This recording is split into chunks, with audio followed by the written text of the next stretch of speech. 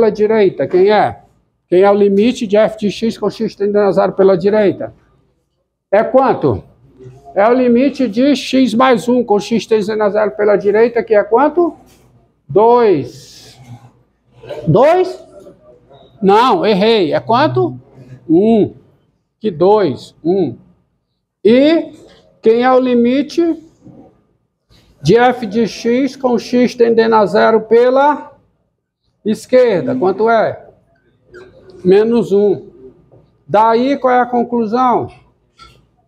Não existe o limite de quem?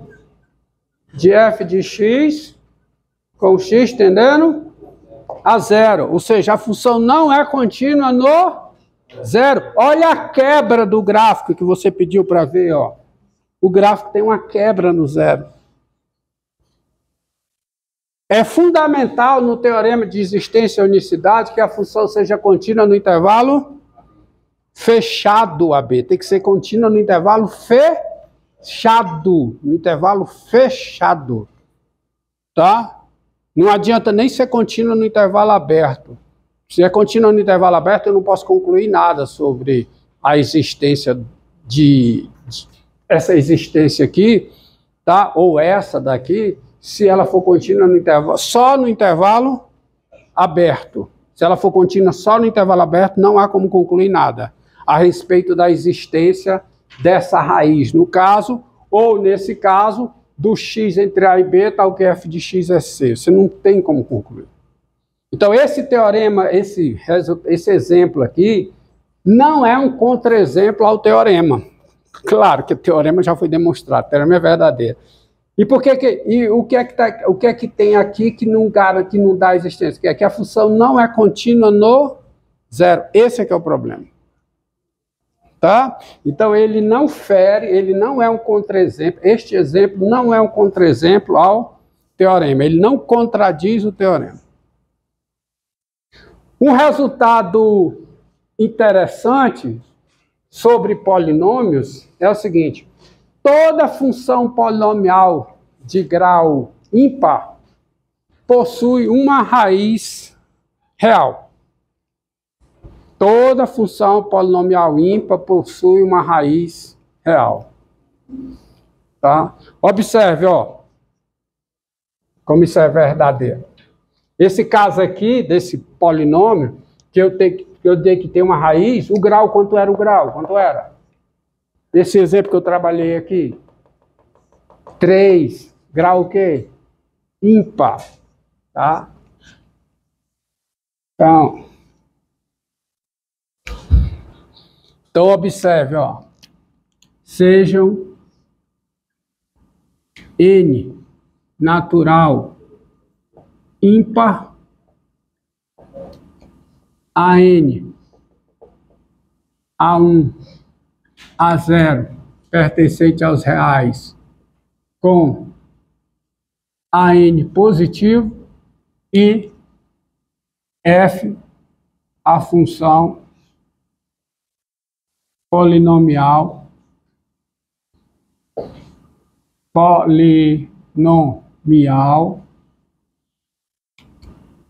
dada por f de x igual a n x elevado a n mais a1x mais a0, qualquer que seja o x real, essa é a função polinomial. Ó, eu estou pegando o AN positivo, mas funciona também o que eu farei aqui, funciona também se o AN é negativo. Olha esse resultado aqui, ó. Esse resultado aqui que é um corolário do teorema do valor intermediário. Bem, meu amigo, se você tem uma função polinomial dessa forma, onde o AN é positivo, tem-se, eu pergunto a você, quem é o limite de f de x com x tendendo a mais infinito e quem é o limite de f de x com x tendendo a menos infinito? Vou deixar o espaço para botar a resposta aí. Quem é o limite de f de x com x tendendo a menos infinito? Me diga. Quem é? Função polinomial de grau n. Quem é o limite no mais infinito dessa função polinomial? Ó, o AN é positivo. Como é que eu encontro esse limite aqui? Você já sabe. Qual é o limite da função polinomial f de x com x tendendo a mais infinito nessa condição aqui? Hã? Por quê? Por quê? Por que que é mais infinito? Eu estou perguntando por que o limite é mais infinito. Já foi visto aqui, sala de aula. Hein? Por que o limite de uma função polinomial desse tipo aqui, nessa condição aqui, é mais infinito? Por quê?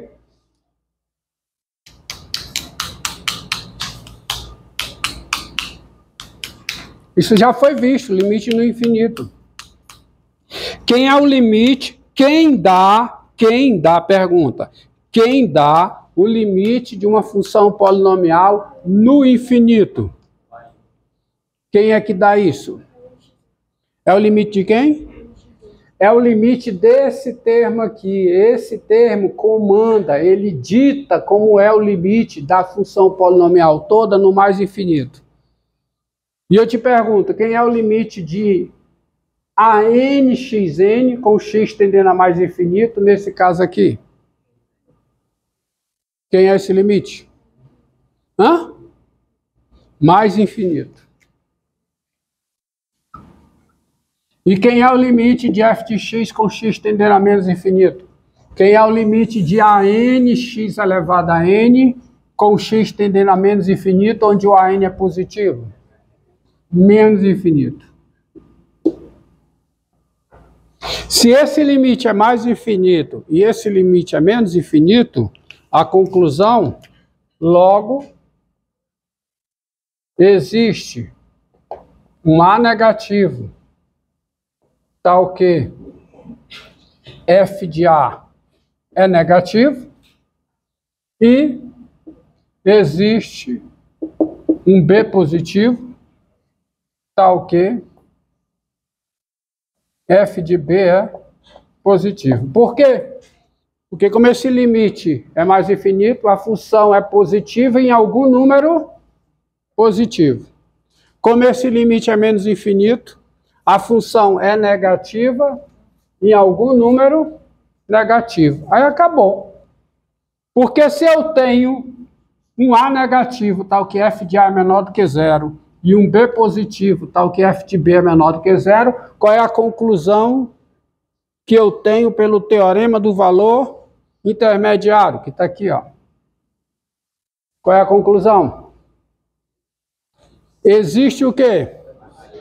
Existe uma raiz aonde? Entre A e B. Então a conclusão é essa daqui. A conclusão é que daí, conclusão, qual é? Daí existe o quê?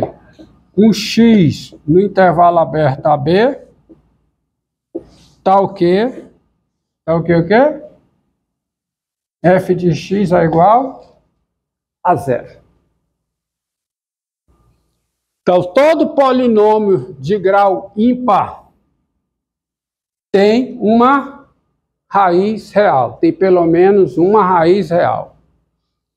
Essa demonstração eu fiz com a n positivo, mas se eu mudar a n negativo, então o que é que acontece aqui? O que é que muda? Aqui é menos infinito, enquanto aqui é mais infinito. Então você tem menos infinito, desculpe, menos infinito e aqui mais infinito. Se esse limite é menos infinito, se esse limite aqui é menos infinito, tá?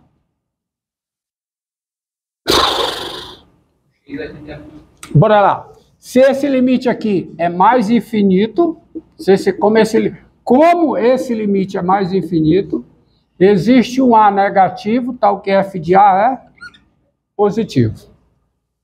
Como esse limite é menos infinito, existe um B positivo tal que B é negativo. Acabou-se. Só faz trocar. O que era positivo fica negativo, o que era negativo fica positivo. Então, o resultado também é verdadeiro.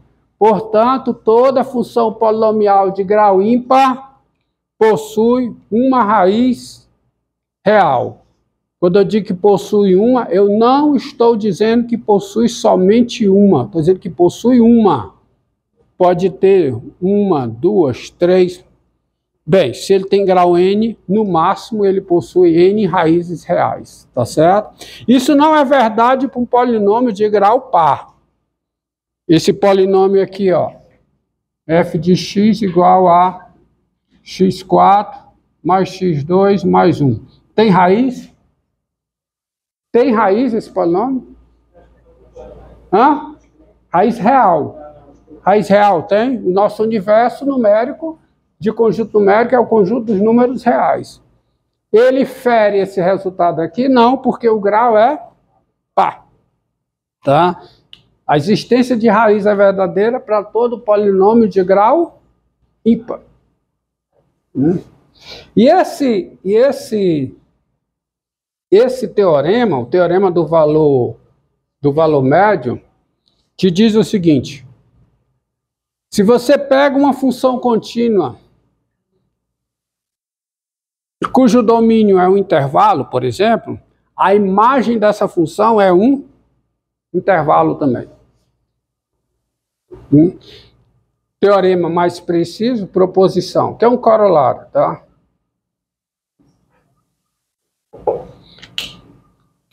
Sejam I contido em R um intervalo e F uma função. Se F é contínua em I, se F é contínua em I, se F é contínua no intervalo I, então a imagem do intervalo I pela função F é um intervalo.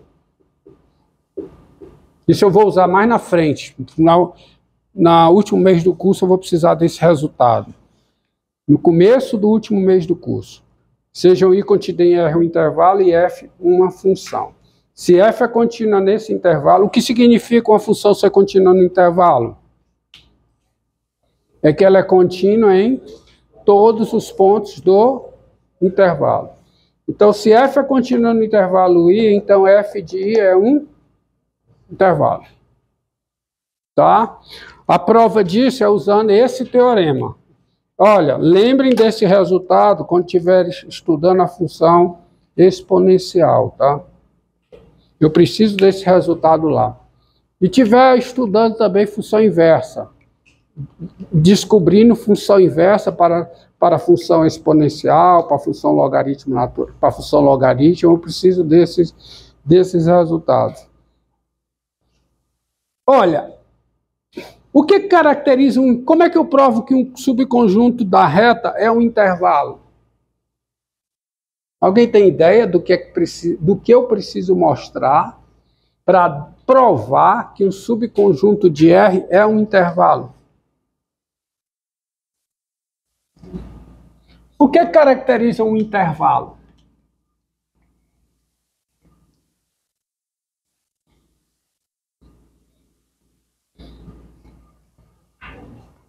R asterisco é um intervalo, é? Hã? R asterisco é um intervalo? Hã? Pense aí, o que é um intervalo para vocês? Qual é a concepção que você tem do intervalo da reta? É. E, portanto, o intervalo, ele não pode ter, vamos dizer assim, buracos. Correto? O intervalo é o que nós chamamos em matemática de um conjunto convexo. Tá? É um conjunto convexo. Isso quer dizer o seguinte: para que um conjunto A seja um intervalo, A contido em R é um intervalo quando vale a seguinte implicação: quando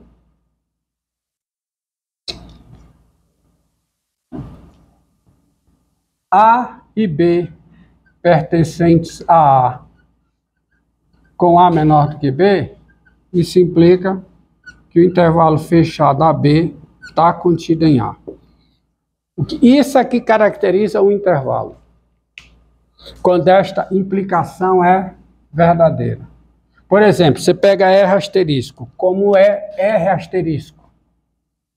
Quem é R asterisco? Quem é? Está aqui o zero, você tira o zero, certo? R asterisco é o conjunto, é o conjunto formado pelos positivos e pelos o quê? Negativos. Por que que não é um intervalo? Porque se você pegar menos 1 aqui e 1 aqui, menos 1 e 1 pertence a R asterisco, não pertence? Mas se você pegar o intervalo fechado, que vai do menos 1 a 1, está contido em R asterisco? Não está contido. Quer dizer, quando eu venho daqui para cá, eu passo por um ponto que não está dentro de R asterisco. E para ser um intervalo, quando eu vou de um ponto a outro do intervalo, eu passo por todos os pontos eu passo por pontos que estão dentro do intervalo. Então, isso é que caracteriza o intervalo. A contida em R é o intervalo quando? Quando qualquer intervalo fechado ligando dois pontos de A está contido em A. Eu não quero falar em convexidade agora, tá? Mas fique só nisso aqui. Um subconjunto de R é um intervalo quando qualquer intervalo fechado ligando dois pontos desse conjunto está contido no conjunto. Se isso acontece, o seu conjunto não terá buracos. Tá bom? O buraco ocorre, ó. Olha o que tem buraco. É asterisco, tem buraco. Então, para ser um intervalo, é preciso que essa implicação seja verdadeira. Se A e B pertencem a A e A é menor que B, então esse intervalo precisa estar contido em A. Entendeu? Isso é que caracteriza um intervalo. Então, a demonstração, para parar de falar do teorema do valor intermediário, vamos dar essa demonstração aí, ó. Eu quero mostrar o quê, hein? Eu quero mostrar o quê? Eu quero mostrar que se I é um intervalo, f de I também é um intervalo. Como é que eu mostro? Eu tenho que mostrar que vale essa implicação. Se A e B pertencem a quem? A f de I, então o intervalo está contido em f de I. Se A e B pertencem a f de I com A menor do que B, esse intervalo está contido. Eu tenho que mostrar que essa implicação é verdadeira. Porque se essa implicação for verdadeira, o f de I não tem buracos. Tá? Mas eu vou mudar a pouca redação aqui, vocês não fiquem com raiva de mim não, mas é o seguinte, ó. Há duas possibilidades, ó. Tá? Se